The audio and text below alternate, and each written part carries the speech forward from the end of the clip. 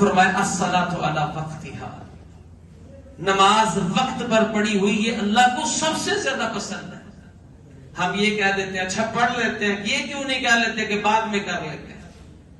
کام تو مکمل نہیں ہونا ہوتا لیکن نماز ضائع ہو جاتی ہے۔ اگر آپ کام روک کے نماز پڑھ لیں گے تو نماز ضائع نہیں ہوگی، کام پھر بھی اپنے وقت پر پورا ہو جائے گا۔ آپ 9 بجے سے کام پہ بیٹھے ہیں، 5 بجے تک کام کرنا ہے، اس میں ظہر بھی آئے گی، عصر بھی آئے گی، اور اگر آپ یہ کہہ دیں کہ بہت کام ہے نماز بعد میں پڑھ لیں گے، کام تو 5 بجے ہی مکمل ہونا ہے۔ اور اگر یہ کہہ دیں کہ رک جائیں کام بعد میں کر لیں گے، نمازوں کی حاضری پوری ہو جائے گی۔ اسی طرح زندگی کے شب و روز ہیں، اگر نمازیں 5 ساتھ پڑھتے جائیں گے، معاملات زندگی تو ساتھ ہیں۔ یہاں تو یہ ہونا کہ چلو میں کام کر رہا ہوں، اب میں نے 2 گھنٹے کے بعد کام کرنا ہی نہیں ہے، کام تو پھر بھی کرنا، یہ نہیں کروں گا کوئی اور کر لوں گا۔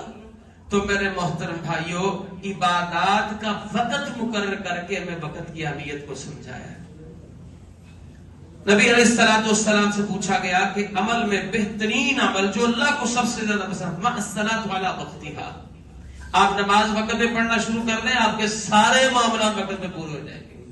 آپ صرف فجر کی نماز چھوڑ دیں اور پھر ساری دیہڑی کاموں کے پیچھے ہی لگے رہیں گے، کاموں کے پیچھے پکڑے ہی نہیں جاتے، ایسے ہی وقت میں نحوست شامل ہوتی ہے۔ اور وقت پہ فجر پڑھ لیں، نبی علیہ السلام نے فرمایا میری امت کے لیے پہلے وقت میں برکت رکھی گئی ہے، اور الحمدللہ 12 بجے تک ہم برکت سو کے گزار دیتے ہیں، پھر اٹھتے ہیں ہر کام کو ہاتھ سے پکڑ رہے ہوتے ہیں، اور پھر ساری رات بھی نیند نہیں آتی۔ تو جب ہم فجر پہ نماز پڑھیں، اللہ کرے کہ ہم اشراق کی نماز بھی پڑھیں 360 جوڑوں کا صدقہ، اور اس کے بعد اپنے کام کاج میں، تو آپ کو وہ مزاج نظر آئے گا کہ ظہر کی نماز یا عصر سے پہلے آپ کے کام مکمل، پھر آپ فرصت میں ہوں گے۔ لیکن اگر ایسا نہیں ہوگا تو پھر جو ہو رہا ہے وہ ہمارے سامنے ہے۔ اب روزے کی بات کرتے ہیں، مطلب فرض روزہ ہے تو یہ تو نہیں کہا سال میں سردیاں آئیں گی تو رکھ لینا، گرمیاں آئیں تو کبھی نہ رکھنا۔ رمضان کا مہینہ مقرر کیا، اسی میں رکھنا ہے، وہ سردی میں آئے گا تب بھی رکھنا ہے، گرمی میں آئے گا تب بھی رکھنا ہے، بہار میں ہو خزاں میں ہو، جیسا بھی ہو روزہ رکھنا ہے۔ تو جو روزے رکھتے آ رہے ہوتے ہیں وہ ایک پریکٹس بن جاتی ہے، سال با سال بھی پریکٹس ہوتی ہے، اور نفلی روزے کا اہتمام کرنے والوں کے لیے بھی پریکٹس ہوتی ہے کہ وہ ہر موسم میں پھر نفلی روزے کا اہتمام کرتے ہیں۔ بعض لوگوں کا مزاج ہے وہ سوموار جمعرات کا نفلی روزہ رکھتے ہیں، بعض مہینے میں ایام میں 20 جیسے کہ آج 15 ہے، کچھ لوگ 13 14 15 کا روزہ رکھتے ہیں، کچھ لوگ ویسے ہی روزہ رکھ لیتے ہیں، کہتے ہیں چھٹی ہے چلو آج روزہ رکھ لیں گے، کچھ تو ماشاءاللہ فرض بھی نہیں رکھتے، یہ اپنا اپنا مزاج ہے۔ لیکن جو رکھتے ہیں ان کو موسموں سے اور دن اور رات کے چھوٹے بڑے ہونے سے کوئی غرض نہیں ہوتی۔ اگرچہ یہ بات آج کے موسم کے اعتبار سے نبی صلی اللہ علیہ وسلم نے فرمایا الشتاء ربیع المؤمن، مومن کے لیے یہ سردی کا موسم بہار ہے، کیونکہ اس کے دن چھوٹے ہوتے ہیں۔ قصر نہارہ فصام، دن چھوٹے ہیں روزہ رکھو۔ فقام لیلہ، اور اس کی راتیں لمبی ہیں۔ فقال لیلہ، اس کی راتیں لمبی ہیں۔ فقام، تو تم تہجد کی نماز پڑھو، یہ اس کے لیے بڑا موزوں موسم ہے۔ تو فرمایا کہ اگر روزے کا آپ اندازہ لگاتے ہیں تو یہ بھی ایک وقت کے ساتھ ہے، وقت کی اہمیت کو بتاتا ہے۔